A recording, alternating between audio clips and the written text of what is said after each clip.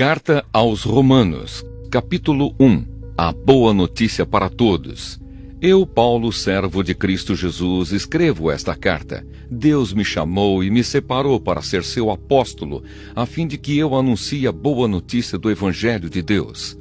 Há muito tempo essa boa notícia foi prometida por Deus, por meio dos seus profetas e escrita nas Escrituras Sagradas. Ela fala a respeito do Filho de Deus, o nosso Senhor Jesus Cristo, o qual, como ser humano, foi descendente do rei Davi. E quanto à sua santidade divina, a sua ressurreição provou com grande poder que ele é o Filho de Deus. Por meio de Cristo, Deus me deu a honra de ser apóstolo no serviço de Cristo para levar pessoas de todas as nações a crerem em Cristo e a serem obedientes a Ele. Entre essas pessoas estão vocês, que moram em Roma, a quem Deus tem chamado para pertencerem a Jesus Cristo. Por isso eu escrevo a todos vocês que estão em Roma, todos vocês a quem Deus ama e a quem tem chamado para serem o seu próprio povo. Que a graça e a paz de Deus, o nosso Pai, e do Senhor Jesus Cristo estejam com vocês. Oração de agradecimento. Em primeiro lugar, por meio de Jesus Cristo, dou graças ao meu Deus por todos vocês, pois no mundo inteiro se ouve falar a respeito da fé que vocês têm. Eu sirvo a Deus com todo o meu coração, anunciando a boa notícia a respeito do seu Filho. Deus é testemunha de que digo a verdade. Ele sabe que eu sempre lembro de vocês e oro por vocês. E peço a Deus que, se for da sua vontade, Ele faça com que agora eu possa ir visitá-los. Pois eu quero muito vê-los, a fim de repartir bênçãos espirituais com vocês para fortalecê-los, quer dizer, para que nos animemos uns aos outros por meio da fé que vocês e eu temos. Meus irmãos, quero que saibam que muitas vezes resolvi ir visitá-los, mas fui impedido até agora de fazer isso, pois eu gostaria que o meu trabalho produzisse resultados entre vocês também, como tem acontecido entre outros não-judeus, pois é meu dever pregar a todos, tanto aos civilizados como aos não civilizados, tanto aos instruídos como aos sem instrução. É por isso que eu quero anunciar o Evangelho também a vocês que moram em Roma. O poder do Evangelho. Eu não me envergonho do Evangelho, pois ele é o poder de Deus para salvar todos os que creem, primeiro os judeus e também os não-judeus, pois o Evangelho mostra como é que Deus nos aceita. É por meio da fé, do começo ao fim, como dizem as Escrituras Sagradas. Viverá aquele que por meio da fé é aceito por Deus. A culpa da humanidade. Do céu, Deus revela sua ira contra todos os pecados e todas as maldades das pessoas que, por meio das suas más ações, não deixam que os outros conheçam a verdade a respeito de Deus. Deus castiga essas pessoas porque o que se pode conhecer a respeito de Deus está bem claro para elas, pois foi o próprio Deus que lhes mostrou isso. Desde que Deus criou o mundo, as suas qualidades invisíveis, isto é, o seu poder eterno e a sua natureza divina, têm sido vistas claramente. Os seres humanos podem ver tudo isso nas coisas que Deus tem feito e, portanto, eles não têm desculpa nenhuma. Eles sabem quem Deus é, mas não lhe dão a glória que ele merece e não lhe são agradecidos. Pelo contrário, os seus pensamentos se tornaram tolos e a sua mente vazia está coberta de escuridão. Eles dizem que são sábios, mas são tolos. Em vez de adorarem ao Deus imortal, adoram ídolos que se parecem com seres humanos, ou com pássaros, ou com animais de 4 patas, ou com animais que se arrastam pelo chão. Por isso Deus entregou os seres humanos aos desejos do coração deles, para fazerem coisas sujas e para terem relações vergonhosas uns com os outros. Eles trocam a verdade sobre Deus pela mentira e adoram e servem as coisas que Deus criou, em vez de adorarem e servirem o próprio Criador, que deve ser louvado para sempre. Amém. Por causa das coisas que essas pessoas fazem, Deus as entregou às paixões vergonhosas, pois até as mulheres trocam as relações naturais pelas que são contra a natureza. E também os homens deixam as relações naturais com as mulheres e se queimam de paixão uns pelos outros. Homens têm relações vergonhosas uns com os outros e por isso recebem em si mesmos o castigo que merecem por causa dos seus erros. E como não querem saber do verdadeiro conhecimento a respeito de Deus, ele entregou os seres humanos aos seus maus pensamentos, de modo que eles fazem o que não devem. Estão cheios de todo tipo de perversidade, maldade, ganância, vícios, ciúmes, crimes de morte, brigas, mentiras e malícia. Caluniam e falam mal uns dos outros, têm ódio de Deus e são atrevidos, orgulhosos e vaidosos. Inventam maneiras de fazer o mal, desobedecem aos pais, são imorais, não cumprem a palavra, não têm amor por ninguém e não têm pena dos outros. Eles sabem que o mandamento de Deus diz que aqueles que fazem essas coisas merecem a morte. Mas mesmo assim, continuam a fazê-las e, pior ainda, aprovam os que fazem as mesmas coisas que eles fazem. Carta aos Romanos, capítulo 2. Deus julga as pessoas.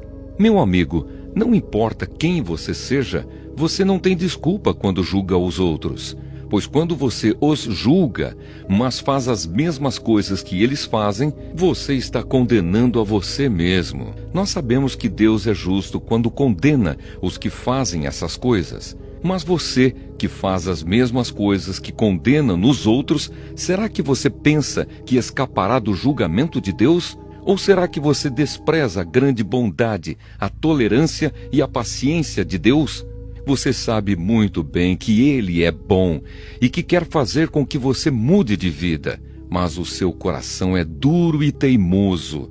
Por isso você está aumentando ainda mais o castigo que vai sofrer no dia em que forem revelados a ira e os julgamentos justos de Deus, pois Ele recompensará cada um de acordo com o que fez. Deus dará a vida eterna às pessoas que perseveram em fazer o bem e buscam a glória, a honra e a vida imortal. Mas fará cair a sua ira e o seu castigo sobre os egoístas e sobre os que rejeitam o que é justo, a fim de seguir o que é mal. Haverá sofrimentos e aflições para todos os que fazem o mal, primeiro para os judeus e também para os não-judeus. Mas Deus dará glória, honra e paz a todos os que fazem o bem, primeiro aos judeus e também aos não-judeus, pois Ele trata a todos com igualdade. Todos aqueles que pecam sem conhecer a lei de Deus se perderão sem essa lei, mas todos aqueles que pecam conhecendo a lei serão julgados por ela. Porque as pessoas que Deus aceita não são aquelas que somente ouvem a lei, mas aquelas que fazem o que a lei manda. Os não-judeus não têm a lei, mas, quando fazem pela sua própria vontade o que a lei manda, eles são a sua própria lei, embora não tenham a lei. Eles mostram pela sua maneira de agir que têm a lei escrita no seu coração. A própria consciência deles mostra que isso é verdade, e os seus pensamentos, que às vezes os acusam e às vezes os defendem, também mostram isso. E de acordo com o evangelho que eu anuncio, assim será naquele dia em que Deus, por meio de Cristo Jesus, julgará os pensamentos secretos de todas as pessoas. Os judeus e a lei. O que dizer de você? Você diz que é judeu, confia na lei e se orgulha do Deus que você adora. Você sabe o que Deus quer que você faça e aprende na lei a escolher o que é certo. Você tem a certeza de que é guia dos cegos, luz para os que estão na escuridão, orientador dos que não têm instrução e professor dos jovens. Você está certo de que encontra na lei a apresentação completa do conhecimento e da verdade. Você que ensina os outros, por que é que não ensina você mesmo? Se afirma que não se deve roubar, por que é que você mesmo rouba? Se você diz que não se deve cometer adultério, por que é que você mesmo comete adultério? Você odeia os ídolos, mas rouba as coisas dos templos. Você se orgulha de ter a lei de Deus, mas você é uma vergonha para Deus, porque desobedece à sua lei. Pois as Escrituras Sagradas dizem: os não-judeus falam mal de Deus por causa de vocês, os judeus. A circuncisão tem valor se você, que é judeu, obedecer à lei. Porém, se não obedecer, é como se você não tivesse sido circuncidado. E se um homem que não foi circuncidado obedecer aos mandamentos da lei, Deus o tratará como se ele fosse circuncidado. Assim vocês, judeus, serão condenados pelos não-judeus, pois vocês desobedecem à lei, apesar de terem essa lei escrita e de serem circuncidados, enquanto que os não-judeus obedecem à lei, embora não sejam circuncidados. Portanto, eu pergunto: quem é judeu de fato e circuncidado de verdade? É claro que não é aquele que é judeu somente por fora e circuncidado só no corpo. Pelo contrário, o verdadeiro judeu é aquele que é judeu por dentro, aquele que tem o coração circuncidado. E isso é uma coisa que o Espírito de Deus faz e que a lei escrita não pode fazer. E o louvor que essa pessoa recebe não vem de seres humanos, mas vem de Deus. Carta aos Romanos, capítulo 3. Então, qual é a vantagem de ser judeu? Será que ser circuncidado tem algum valor? Tem sim, e de muitas maneiras. E a primeira vantagem é que Deus entregou a sua mensagem aos cuidados dos judeus. Mas se alguns não foram fiéis, será que por isso Deus vai ser infiel? De modo nenhum. Que Deus continue a ser verdadeiro, mesmo que todas as pessoas sejam mentirosas. Como dizem as Escrituras Sagradas a respeito dele: que fique provado que tu tens razão quando falas, e que sejas vencedor quando fores julgado. Mas, se as injustiças que cometemos servem para mostrar que Deus age com justiça, o que é que podemos dizer? Que Deus é injusto quando nos castiga? Eu falo aqui como as pessoas costumam falar. É claro que não. Se Deus não fosse justo, como poderia julgar o mundo? Mas digamos que a minha mentira faz com que a verdade de Deus fique mais clara, aumentando assim a glória dele. Nesse caso, por que é que devo ainda ser condenado como pecador? Então, por que não dizer: façamos o mal para que desse mal venha o bem? Na verdade, alguns têm me caluniado, dizendo que eu afirmo isso, porém, eles serão condenados como merecem. Todos somos culpados. Então será que nós, os judeus, estamos em melhor situação do que os não-judeus? De modo nenhum. Já mostrei que todos, judeus e não-judeus, estão debaixo do poder do pecado, como dizem as Escrituras Sagradas. Não há uma só pessoa que faça o que é certo, não há ninguém que tenha juízo, não há ninguém que adore a Deus. Todos se desviaram do caminho certo, todos se perderam. Não há mais ninguém que faça o bem, não há ninguém mesmo. Todos mentem e enganam sem parar. Da língua deles saem mentiras perversas, e dos seus lábios saem palavras de morte, como se fossem veneno de cobra. A boca deles está cheia de terríveis maldições. Eles se apressam para matar. Por onde passam, deixam a destruição e a desgraça. Não conhecem o caminho da paz e não aprenderam a temer a Deus. Nós sabemos que tudo o que a lei diz é dito para os que vivem debaixo da lei. Isso a fim de que todos parem de se justificar e a fim de que todas as pessoas do mundo fiquem debaixo do julgamento de Deus. Pois ninguém é aceito por Deus por fazer o que a lei manda, porque a lei faz com que as pessoas saibam que são pecadoras. Salvação por meio da fé. Mas agora Deus já mostrou que o meio pelo qual Ele aceita as pessoas não tem nada a ver com a lei. A lei de Moisés e os profetas dão testemunho do seguinte: Deus aceita as pessoas por meio da fé que elas têm em Jesus Cristo. É assim que Ele trata todos os que creem, pois não existe nenhuma diferença entre as pessoas. todos pecaram e estão afastados da presença gloriosa de Deus. Mas pela sua graça e sem exigir nada, Deus aceita todos por meio de Cristo Jesus, que os salva. Deus ofereceu Cristo como sacrifício para que, pela sua morte na cruz, Cristo se tornasse o meio de as pessoas receberem o perdão dos seus pecados pela fé nele. Deus quis mostrar com isso que ele é justo. No passado, ele foi paciente e não castigou as pessoas por causa dos seus pecados. Mas agora, pelo sacrifício de Cristo, Deus mostra que é justo. Assim, ele é justo e aceita os que creem em Jesus. Será que temos motivo para ficarmos orgulhosos? De modo nenhum. E por que não? Será que é porque obedecemos à lei? Não, não é. É porque cremos em Cristo.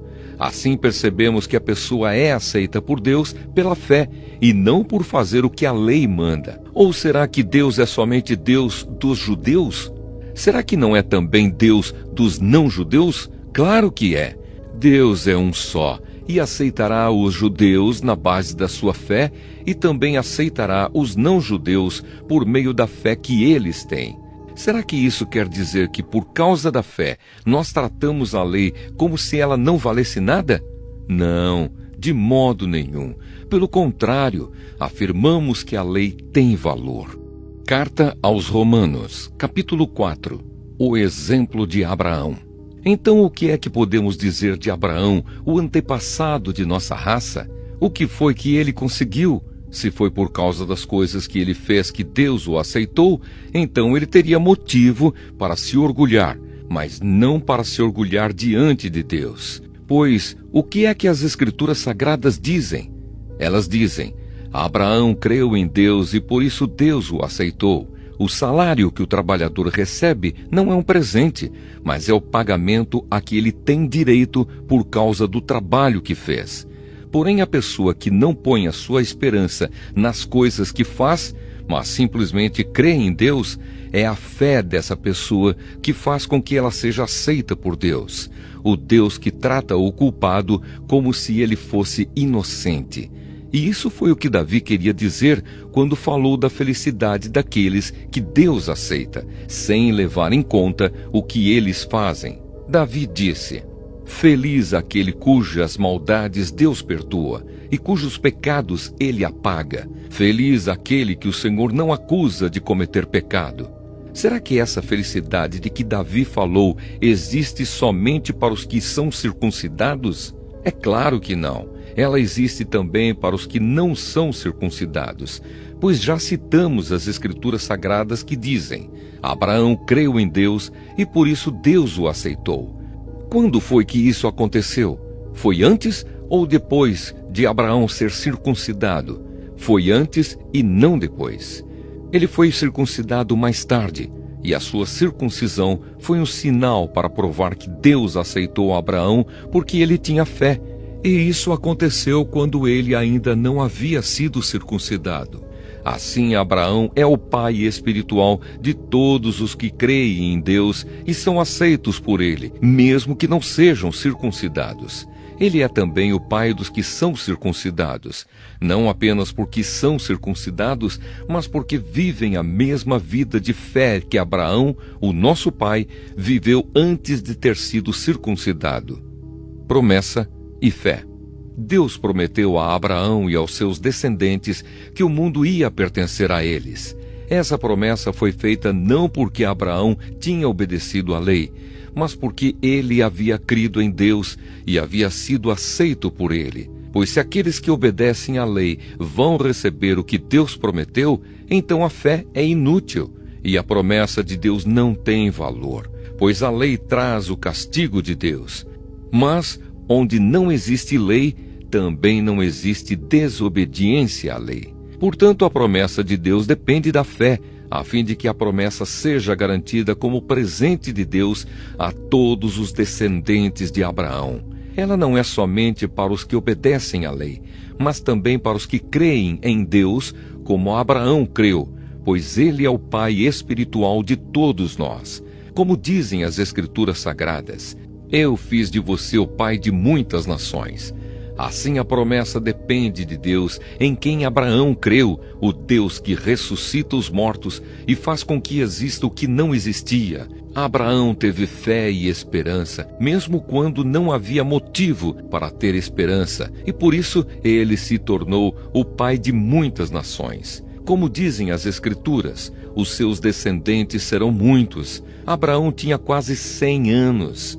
Mas mesmo quando ele pensou a respeito do seu corpo, que já estava como morto, ou quando lembrou que Sara não podia ter filhos, a sua fé não enfraqueceu. Abraão não perdeu a fé, nem duvidou da promessa de Deus. A sua fé o encheu de poder, e ele louvou a Deus porque tinha toda a certeza de que Deus podia fazer o que havia prometido. Por isso Abraão, por meio da fé, foi aceito por Deus. As palavras "foi aceito" não falam somente dele, falam também de nós que seremos aceitos, nós, os que cremos em Deus, o qual ressuscitou Jesus, o nosso Senhor. Jesus foi entregue para morrer por causa dos nossos pecados e foi ressuscitado a fim de que nós fôssemos aceitos por Deus. Carta aos Romanos, capítulo 5. Aceitos por Deus. Agora que fomos aceitos por Deus pela nossa fé nele, temos paz com ele por meio do nosso Senhor Jesus Cristo. Foi Cristo quem nos deu por meio da nossa fé esta vida na graça de Deus. E agora continuamos firmes nessa graça e nos alegramos na esperança de participar da glória de Deus. E também nos alegramos nos sofrimentos, pois sabemos que os sofrimentos produzem a paciência. A paciência traz a aprovação de Deus, e essa aprovação cria a esperança. Essa esperança não nos deixa decepcionados, pois Deus derramou o seu amor no nosso coração por meio do Espírito Santo que Ele nos deu. De fato, quando não tínhamos força espiritual, Cristo morreu pelos maus, no tempo escolhido por Deus. Dificilmente alguém aceitaria morrer por uma pessoa que obedecesse às leis. Pode ser que alguém tenha coragem para morrer por uma pessoa boa, mas Deus nos mostrou o quanto nos ama. Cristo morreu por nós quando ainda vivíamos no pecado. E agora que fomos aceitos por Deus por meio da morte de Cristo na cruz, é mais certo ainda que ficaremos livres por meio dele do castigo de Deus. Nós éramos inimigos de Deus, mas ele nos tornou seus amigos por meio da morte do seu Filho. E agora que somos amigos de Deus, é mais certo ainda que seremos salvos pela vida de Cristo. E não somente isso, mas também nós nos alegramos por causa daquilo que Deus fez por meio do nosso Senhor Jesus Cristo, que agora nos tornou amigos de Deus. Adão e Cristo. O pecado entrou no mundo por meio de um só homem, e o seu pecado trouxe consigo a morte. Como resultado, a morte se espalhou por toda a raça humana, porque todos pecaram. Antes de a lei ser dada, já existia o pecado no mundo. Porém, quando não existe lei, Deus não leva em conta o pecado. Mas desde o tempo de Adão até Moisés, a morte dominou todos os seres humanos, mesmo os que não pecaram como Adão, quando ele desobedeceu à ordem de Deus. Adão era a figura daquele que havia de vir, mas existe uma diferença entre o pecado de Adão e o presente que Deus nos dá. De fato, muitos morreram por causa do pecado de um só homem, mas a graça de Deus é muito maior. E Ele dá a salvação gratuitamente a muitos, por meio da graça de um só homem, que é Jesus Cristo. E existe uma diferença entre aquilo que Deus dá e o pecado de um só homem, porque no caso do pecado, a condenação veio por causa de um só pecado. Porém, no caso da salvação, Deus perdoa os que têm cometido muitos pecados, embora não mereçam esse perdão. É verdade que, por causa de um só homem e por meio do seu pecado, a morte começou a dominar a raça humana. Mas o resultado do que foi feito por um só homem, Jesus Cristo, é muito maior. E todos aqueles que Deus aceita e que recebem como presente a sua imensa graça reinarão na nova vida por meio de Cristo. Portanto, assim como um só pecado condenou todos os seres humanos, assim também um só ato de salvação liberta todos e lhes dá vida. E assim como muitos seres humanos se tornaram pecadores por causa da desobediência de um só homem, assim também muitos serão aceitos por Deus por causa da obediência de um só homem. A lei veio para aumentar o mal, mas onde aumentou o pecado, a graça de Deus aumentou muito mais ainda. E isso aconteceu a fim de que, assim como o pecado dominou e trouxe a morte, assim também a graça de Deus, que o leva a aceitar as pessoas, dominasse e trouxesse a vida eterna. Essa vida é nossa por meio do nosso Senhor Jesus Cristo.